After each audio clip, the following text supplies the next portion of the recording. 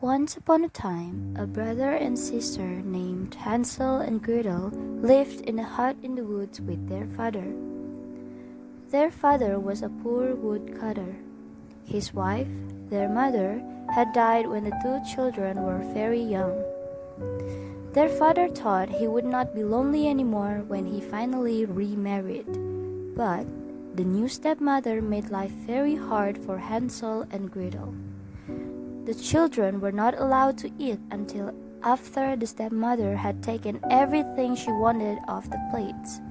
Most of the time, there was only a crust of bread left, and all day long was hard chores for them to do. Hansel and Gretel tried to tell their father about this, but he would not hear of it. It seemed the only one he would listen to was his wife. And all the stepmother talked about was how much the trouble it was to have children in the hut and how much she wished they would go away forever. Each day, there was less and less food for the boy and girl to eat. Yet, the stepmother gave them more and more hard work to do. One day, Gretel begged her father, Please, father, all day long we work hard and we're hungry. That night, the two children were not allowed to sleep in the hut. Outside in the cold, they shivered and tried to keep each other warm. Winter was coming, and the clothes they wore so thin it felt almost as if they had no clothes on at all. The next morning, when the sun rose, Gretel turned to her little brother. Hansel, we cannot stay here. We must escape now, today, into the woods. Surely we will find more to eat when we are on our own than what we get here. Do you think? But what if we get lost? We won't. I will take bread. We will drop breadcrumbs behind us. If we have to, we can follow the crumbs back home. And so the two of them went off into the woods and left their hard life behind. They went deeper and deeper into the woods. Gretel was careful to drop one crumb and then after a bit another. But unfortunately, they looked and looked for any sign of something to eat, an apple tree, pear tree, some nuts on the ground, or even dried up berries. There was nothing to eat. They got hungrier and hungrier. At last, poor Hansel and Gretel knew they must return to their hut or they would surely starve. They would just need to find the breadcrumbs and that would leave them home. Yet, when they looked for breadcrumbs, there were none to be found. All the breadcrumbs were gone. A bird rushed up into the air, and in its beak was a large crumb. Hansel and Gretel were struck with grief. The birds must have taken all their breadcrumbs. A wolf howled in the distance. The sun was setting. Hansel and Gretel were lost and hungry.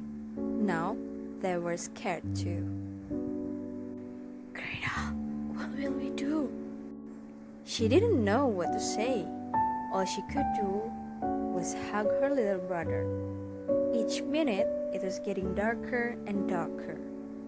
Again, a wolf howled in the distance. All of a sudden, Gretel saw a small light shining far away.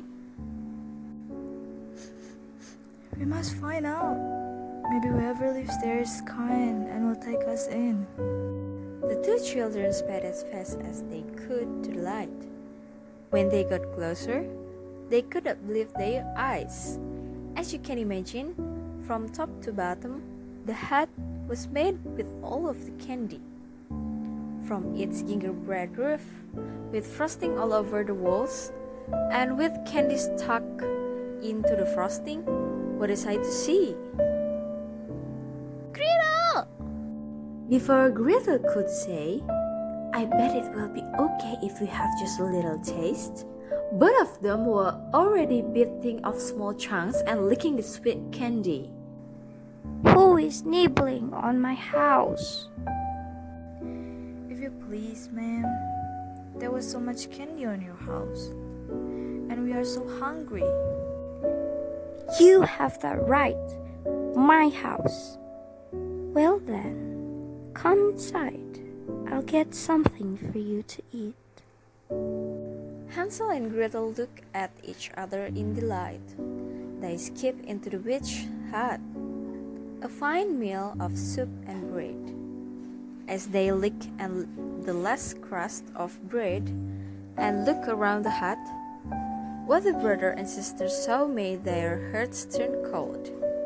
Piles and piles of bones in the corners. Yet the two children were very tired, and so they slept.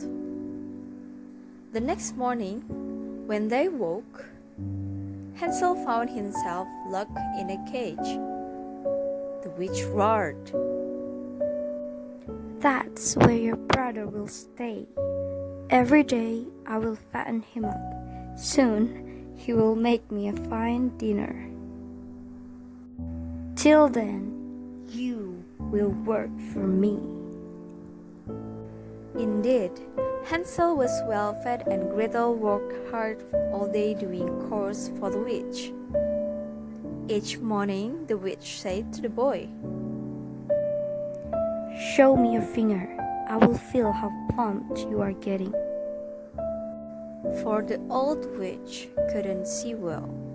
Hansel held out his finger as he was told.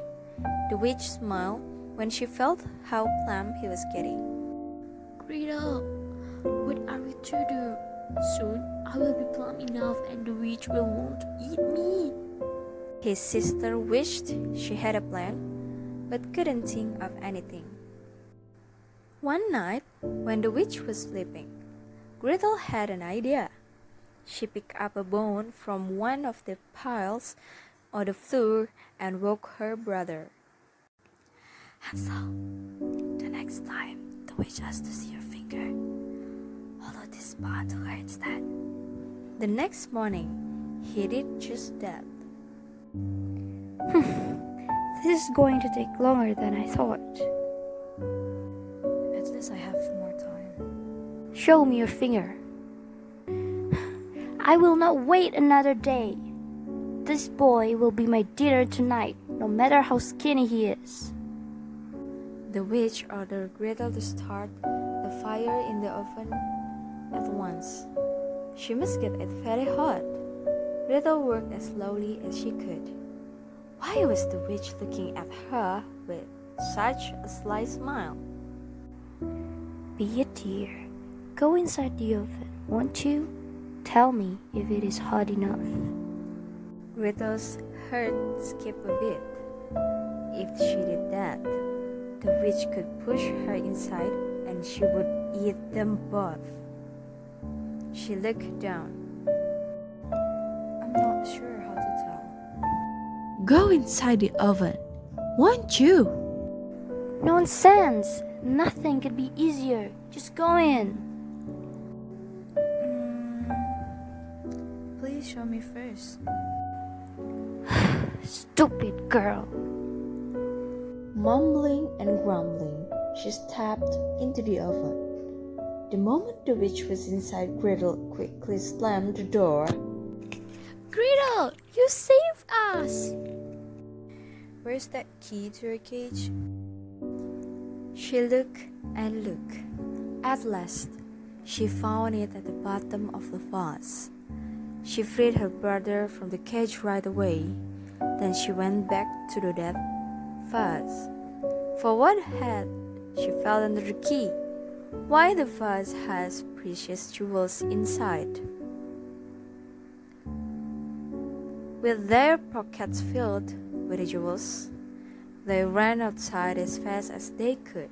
In the daylight, they soon found a small path and followed it. It led to a wider path, and that path led to a road. They waited by the roadside, hoping someone would ride by. When a horseman toed up, Hansel and Gretel waved their hands. When the horseman stopped, the children offered one of the small jewels, and the horseman was happy to give them a ride home. When the brother and sister opened the door to their home, their father was wild with joy to see them. He had worried and looked for them night and day since they had vanished. They learned their stepmother died very soon after they left.